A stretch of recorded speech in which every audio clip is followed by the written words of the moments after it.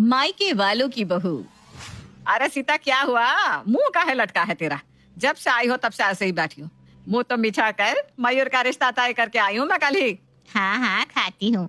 सीता डिब्बे के सारे रसगुल्ले खा जाती है और बिंदिया सीता को देखती रह जाती है। तब सीता कहती है, अब बेटे की शादी हुई है तो खाऊंगी ही ना। वैसे रसगुल्ले बहुत स्वाद है। अच्छा, अब बता, मुंह क्यों उतरा हुआ है तेरा? क्या बताऊं बिंदिया, आजकल की बहुएं पूछ मत। रहती तो ससुराल में है लेकिन करती और गाती मायके का है। जब देखो मेरी बहू अपने मायके वालों में ही लगी रहती है। अपने घर में आग लग भी जाए ना तो उसे कोई फर्क नहीं, लेकिन मायके में हल्का सा कुछ होता है तो बहू दौड़ पड़ती है। अरे माई का भी तो उसका घर है, लगाव तो होता ही है ना। लगाव होना अलग बात है। दिन भर वीडियो कॉल पर अपने मायके वालों में लगी रहती है। अरे दुखी हो गई हूँ मैं। तू नहीं समझेगी, जब तेरी बहू आएगी ना तब तुझे मेरी बात समझ में आएगी। सीता चली जाती है। बिंदिया उसके पीछे से कहती है, इतना खोज के लाई हूँ बहू, मेरी बहू लाखों में एक होगी।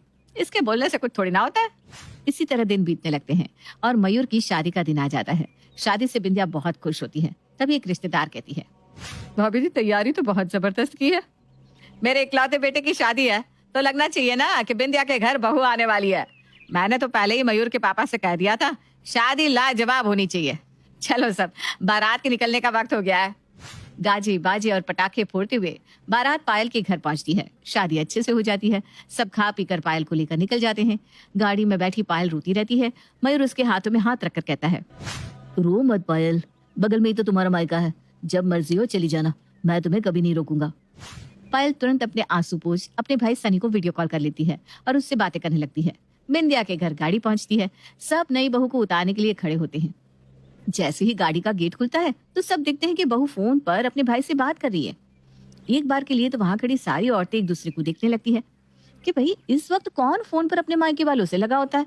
सबकी शक्ल देखकर बिंदिया कहती है, अभी अभी अपने मायके को छोड़कर आई है ना, तो याद आ रही होगी अपने भाई की। बहू भी तो बच्ची ही है।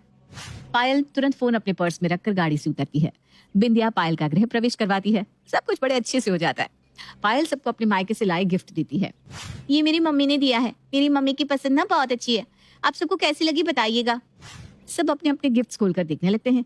तब साइड से पायल अपनी माँ को कॉल लगाकर फोन अपने हाथ में दबा लेती है। बहू, साड़ी तो बहुत अच्छी दी है तेरी माँ ने। मयूर के पापा का कुर्ता भी सुंदर है। भाभी मेरे सूट भी अच्छे हैं, मैं ऐसा ही ढूंढ रही थी।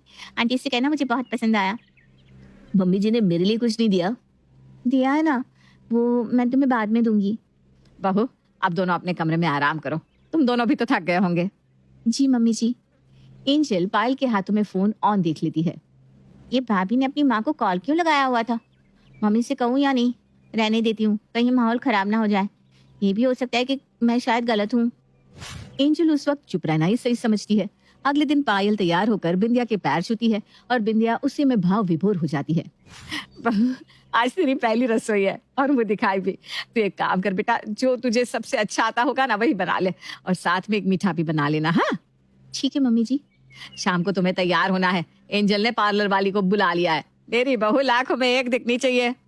मम्मी, तुम्हारी बहू लाखों में एक नहीं करोड़ों में एक दिखेगी। पायल हल्की सी मुस्कान देकर रसोई में चली जाती है।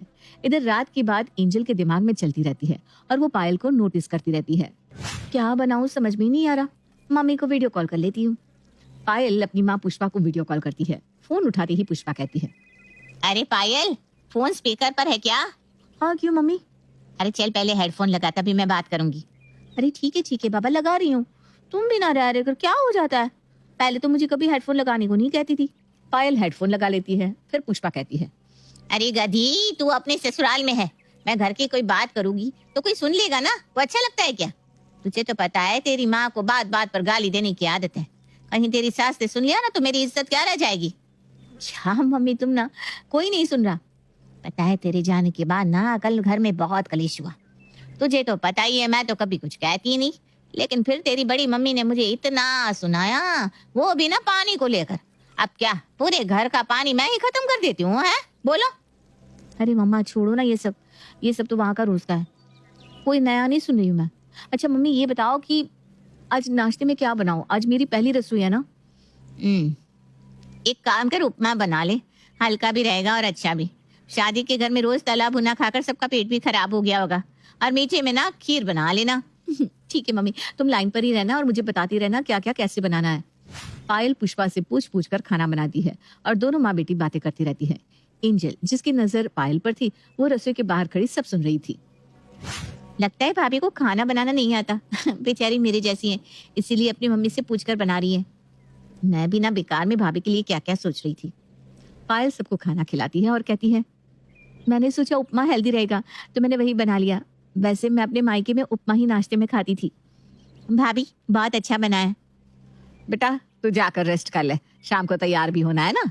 पायल अपने कमरे में जाकर अपनी माँ से बातें करने लगती है। जैसे ही मयूर कमरे में आता है, पायल को जगह देखकर कहता है, अब फोन छोड़ भी दो, आराम कर लो वरना शाम को थकी थकी लगोगी। मुझे नींद ही नहीं आ रही और लेटने से ना मुझे आराम हो जाता है। पायल वापस से बात करना शुरू कर देती है। शाम को पार्लर वाली आ जाती है और पायल तैयार होते वक्त भी अपनी बहन अनु को वीडियो कॉल में ले लेती है और मेकअप करवाते हुए बात करने लगती है। एंजल कमरे में आती है और पायल के हाथ से फोन लेकर कहती है, भाभी तैयार हो जाओ शांति से, फिर बात करते रहना। सब आ गए हैं, ऑलरेडी लेट हो चुका है। दीदी आप जल्दी से भाभी को रेडी कर दो ना। एंजल, मैं अपनी दीदी को दिखा रही थी कि मुझे तैयार तो सही कर रही है ना। इसकी चिंता आप छोड़ दो, ये यहाँ की बेस्ट पार्लर वाली है। पायल तैयार होकर मुंह दिखाई की रस्म के लिए बैठ जाती है। सभी औरतें पायल की मुंह दिखाई कर उसे कुछ न कुछ देती है। फिर सब खाना खाने लगती है। इतने में ही पायल का भाई वहां आ जाता है। पायल तुरंत अपना घूंघट हटाती है और अपने भाई से गले मिलती है। अच्छा हुआ तुम आ गए भैया, मैं तुम्हें ही याद कर रही थी। आज मुंह दिखाई में ना अच्छी खासी कमाई हुई है। बहू तेरा भाई कहीं भागा नहीं जा रहा, उसे बैठने तो दे, कमरे में ले जा और आराम से बात करना। हाँ ये सही कहा आपने मम्मी जी। पायल सनी को अपने कमरे में ले जाती है और नेक में मिले कुछ पैसे और कुछ अच्छे अच्छे गिफ्ट दे देती है। तूने मुझे क्यों बुलाया अचानक? अरे यार आज ना बहुत अच्छे अच्छे पकवान बने हैं, स्पेशली लिट्टी चोखा, इसीलिए तुम्हें बुला लिया। ये कुछ पैसे और गिफ्ट है, ले जाना, काम आएगा मम्मी को। अरे तेरी सास देख लेगी तो? भैया तुम ना उसकी फिक्र मत करो, मैं देख लूंगी। एक काम करती हूँ, मैं तुम्हारे साथ ही चलती हूँ पग फेरे के लिए। अरे पर वो आज ही तेरी सास जाने देगी तब ना। अरे तुम बोल देना ना कि मैं आज आया हूँ तो लेते हुए ही जाऊंगा। चलो अभी कुछ खा लो बाहर चलकर। सनी और पायल बाहर आते हैं। तब तक सारी औरतें खा पीकर चली जाती हैं। सनी आराम से खाता है और बिंदिया से पायल को ले जाने के लिए बात कर लेता है। ठीक है ले जाओ पायल को, आज जाए या कल क्या फर्क पड़ता है। पायल अपने भाई के साथ उसी वक्त चली जाती है। 2 दिन बाद मयूर पायल को वापस ले आता है। इसी तरह दिन बीतने लगते हैं। पायल जब देखो फोन और वीडियो कॉल पर अपने मायके वालों के साथ लगी रहती। पहले तो बिंदिया पायल की बातें नजरअंदाज करती है, ये सोचकर कि बहू नई नहीं है तो एडजस्ट होने में उसे वक्त लगेगा। एक रोज बिंदिया की तबीयत ठीक नहीं थी तो वो पायल से कहती है, बहू मुझे बुखार हो रहा है, तो गरम गरम दाल और फुलके सेक के दे दे। हमेशा की तरह पायल फोन पर लगी रहती है और सुनती नहीं। तभी एंजल कमरे में जाकर पायल को हिलाकर कहती है, भाभी सुन रही हो क्या आप? मम्मी खाना मांग रही है और आप फोन पर लगी हो। मैं कॉलेज जा रही हूँ। अरे हाँ हाँ दे रही हूँ दीदी। पायल अपनी माँ से बात करते करते दाल बनाकर बिंदिया को पकड़ाती है और कहती है, माँ जी फुल्की लाती हूँ, आप तब तक दाल का पानी पियो।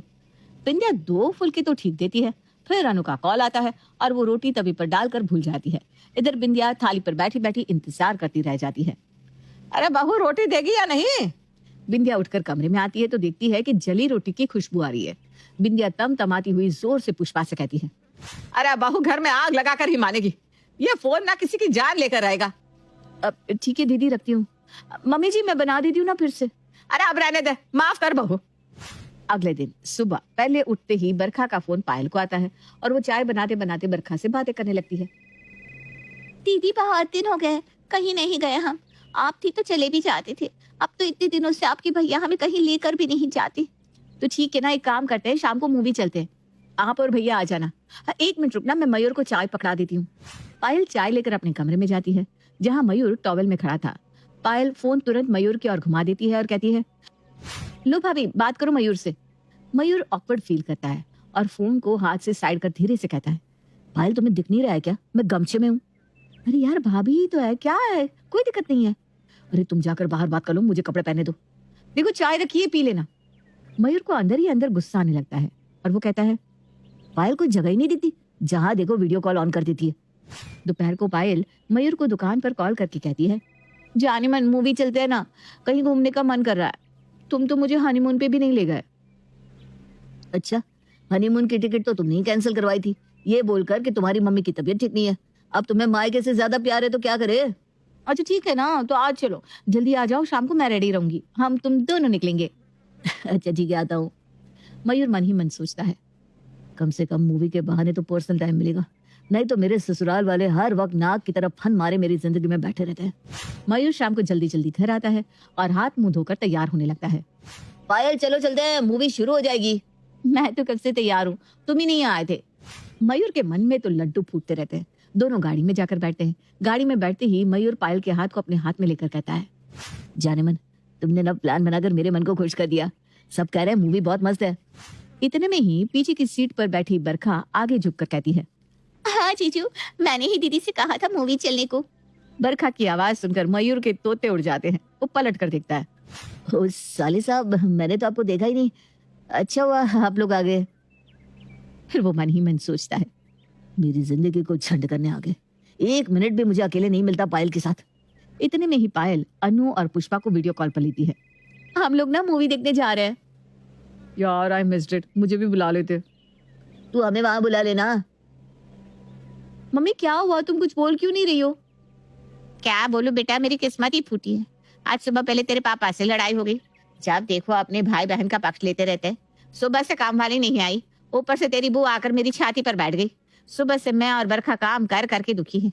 आज भी थोड़ा तंग है बेटा, मैं पैसे कमाती नहीं ना, इसलिए मेरी इज्जत नहीं है। क्या मम्मी कैसी बातें कर रही हो? लोगों की बातों को ना नजरअंदाज कर दिया करो। तुम भी चली आती ना भैया के साथ।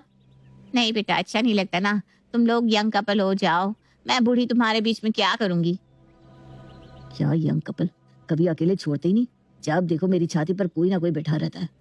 आप भी आ जाती, ऐसे भी कौन सा कुछ करने को मिल रहा है। सब मूवी देखते हैं। फिर घर लौटते वक्त सनी और बरखा को उनके घर पर छोड़ते हुए पायल और मयूर अपने घर आते हैं। थक कर दोनों सो जाते हैं। अगले दिन बिंदिया मयूर से कहती है, बेटा अब बच्चा कर ले, वरना ज्यादा उम्र होने से बच्चे होने में दिक्कत होगी। बहू जब देखो अपने मायके वालों में लगी रहती है। ये उसे मायका लगता है और मायका उसका ससुराल। अरे बच्चे हो जाएंगे तो कम से कम वो बच्चों में लगी रहेगी और इस घर की तो सोचेगी। हाँ मम्मी, मैं भी देख रहा हूँ, पायल अपने मायके वालों में ही लगी रहती है। अब इसका कोई उपाय तो निकालना होगा।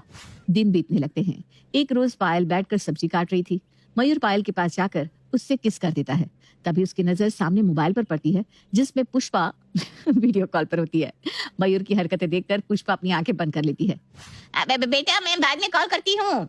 पायल गुस्से में मयूर से कहती है, तेरी माँ को ऑकवर्ड फील करवा दिया ना तुमने। वो बेचारी कुछ जरूरी बात कर रही थी। हर वक्त तो तुम्हारी जरूरी बात ही चलती रहती है। मयूर गुस्से में दुकान चला जाता है। रात को मयूर मूड बनाकर घर आता है। सुबह गुस्से में पायल को ज्यादा ही बोल गया। गुलाब देकर वो खुश हो जाएगी। मयूर खा पीकर कमरे में जाता है।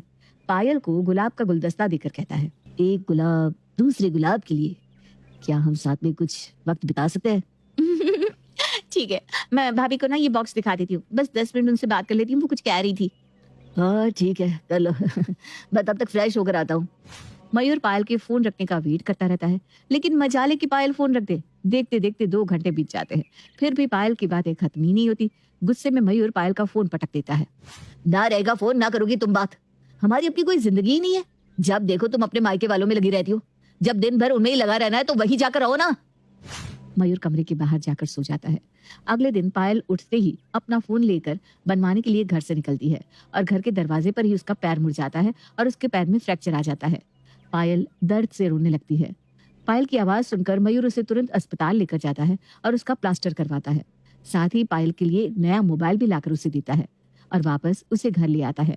पायल अपने मायके वालों को बताती है कि उसका पैर फ्रैक्चर हो गया है, लेकिन कोई भी उससे मिलने नहीं आ पाता क्योंकि सब कहीं ना कहीं बिजी होते हैं। इधर मयूर दिन रात पायल की सेवा करता है, उसे अपने हाथ से खिलाता, उसके सारे काम खुशी खुशी करता। पायल, तुम्हें किसी भी चीज की जरूरत हो तो मुझे बता देना। अपने मायके वालों से बात कर लो, तुम्हारा मन लग जाएगा। पायल की आंखें भर आती हैं और वो रोते हुए कहती है, मुझे माफ कर दो मयूर, मैं समझ ही नहीं पाई कि शादी के बाद ससुराल ही लड़की का घर होता है। मेरी इस हालत में तुम मेरे साथ हो, मेरे मायके वाले नहीं। प्लीज मुझे माफ कर दो।